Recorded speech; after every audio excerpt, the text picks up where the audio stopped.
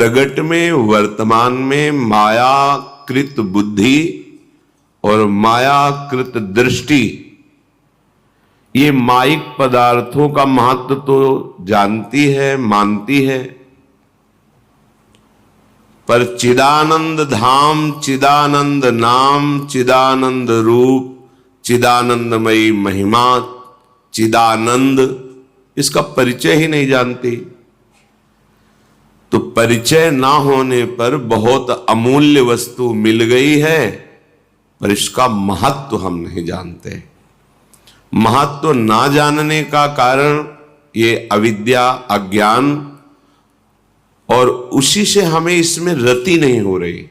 धाम में रति, नाम में रति, गुरु मंत्र में, गुरु चरणों में, सतमार्ग में, ये जो हमारी उच्छृंखलता है, इंद्रियों की बहिर्मुखता है, देहाभिमानवश काम क्रोध की ये चेष्टाएं हैं, ये इसीलिए है कि हमारे हृदय में महत्व नहीं रह गया प्रभु का, प्रभु के नाम का, प्रभु के लीला धाम का। यदि महत्व जग जाए तो कैसी स्थिति होगी? श्रीपाद कह रहे हैं, तिक्ति भूता विमुक्तिर विषमनिरयवद् भाति सर्वेन्द्रियार्थ, सर्वे भोगा भवन्ति प्रबल गरलवन्युद्भट ज्वाल कल्पा, कीट प्रायाः समस्त प्रवर सुरगणाः, सिद्धयश्चेन्द्रजाल प्रायाः स्वसंवाद्य वृंदावन, रसिक रसम माद्यते मेद्य हृदयम। यदि तुम्हें सत्संग के द्वारा, शास्त्र श्रवण के द्वारा ये महत्व जग जाए कि आपको मिला क्या है, तो आपकी बहुत ऊंची स्थिति हो जाए बिना किसी साधना के। क्योंकि हमारी दुर्गति, हमारी नीचता का कारण हमारी मान्यता है, हमारी महत्व बुद्धि है। हमने महत्व बुद्धि नीच विषयों में कर लिया है। नीच आचरणों के द्वारा सुख प्राप्त होगा ऐसा मान लिया है। नाशवान धन संपत्ति, शरीर, शरीर संबंधी भोग, शरीर संबंधी रिश्ते नाते, इनमें महत्व हो गया। नाम में महत्व, धाम में महत्व तो आपकी ही स्वीकृति से होगा। जबरदस्ती कोई आपके हृदय में इसका महत्व नहीं बैठा लेगा। क्योंकि जब तक आप भागवतिक महत्व को स्वीकार नहीं करेंगे तो नाशवान, समय को व्यर्थ नष्ट करने वाली चेष्टाएं, चिंतन, वार्ता, इसका आप त्याग नहीं कर पाएंगे। क्योंकि महत्व आपका वहीं बैठा हुआ है। हृदय से देखो, तुम्हारा महत्व नाम में है, तुम्हारा महत्व स्वरूप में है, तो फिर देहाभिमान किसका है? फिर उच्छृंखलता किसकी है? आज्ञा उल्लंघन किसके द्वारा हो रहा है? विषय सेवन कौन कर रहा है? विषय सेवन की चाह किसको है? क्योंकि शरीर का महत्व है, इसलिए देहाभिमान पुष्ट है। भोगों में सुख बुद्धि का महत्व है, इसलिए इंद्रियां बहिर्मुख विचर रही हैं। भगवत प्राप्ति ज्यादा कठिन नहीं है। आपकी मान्यता नहीं है ना, आपकी मान्यता है स्थूल, ये प्राकृतिक रचना की। इसी की वस्तुएं मिल जाए तो भगवान कृपा कर दिए। मान्यता, यदि तुम्हारे हृदय में वृंदावन रसिक रस की मान्यता हो जाए, रसिक रस कौन है? प्रिया प्रीतम।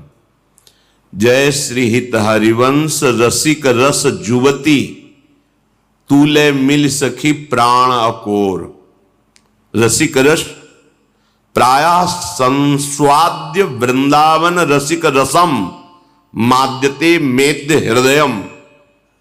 यदि महत्व बुद्धि हो जाए तो वृंदावन में विराजमान जो रसिक रस स्वरूप हैं, श्री लाडली जू और श्री लाल जू,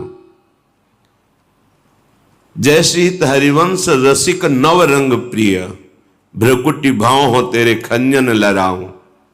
ये दोनों रसिक भी हैं और रस भी हैं।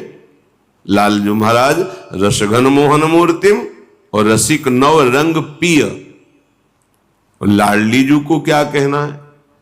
वो तो प्रीति रस का सार स्वरूप है। तो रसिक रस जुवती, तूले मिल सखी प्राण अकोर। तो वृंदावन का रस, वृंदावन के रसिक, रस के दाता श्री श्यामा श्याम है।